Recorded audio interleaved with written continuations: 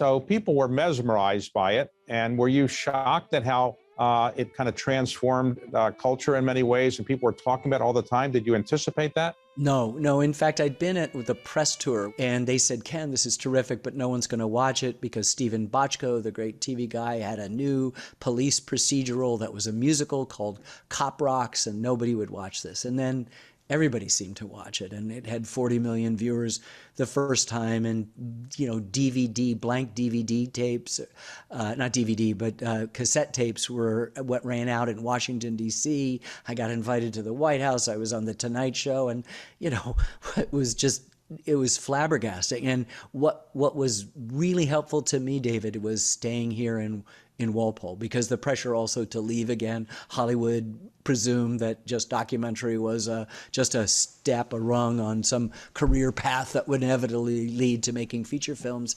And I was saying, no, I like my day job, and being here and insulated by the people who are sort of, I think they're proud of what I've done, but it matters what the content of my character is. Why did you not go the route of becoming the next George Lucas or Steven Spielberg, make an enormous amount of money, and then after you made a lot of money, you could go back to doing what you were doing before? Well, I don't know. It wasn't for me. I really like the idea of public broadcasting, PBS. It's public, but it's also that S is not system, it's service. I like that idea.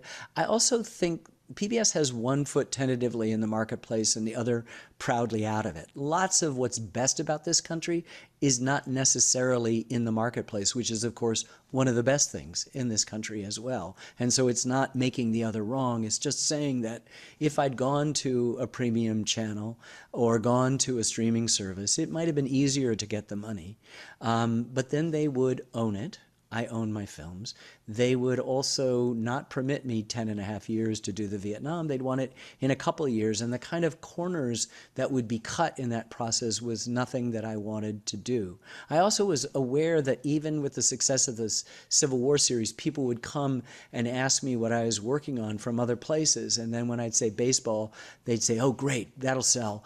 And then they said, how long is it? And I said, 18.5 hours, and they would walk away. And then after baseball had an even bigger audience than the Civil War, they'd come to me, what are you doing? And I would say, jazz. And they'd go, long? And I'd go, yeah. They go, no, African-American stuff doesn't sell. And you just suddenly realize that sometimes you had to pick these projects, all of them, based on your gut, not on a focus group, not on some marketing panel, but what you wanted to do.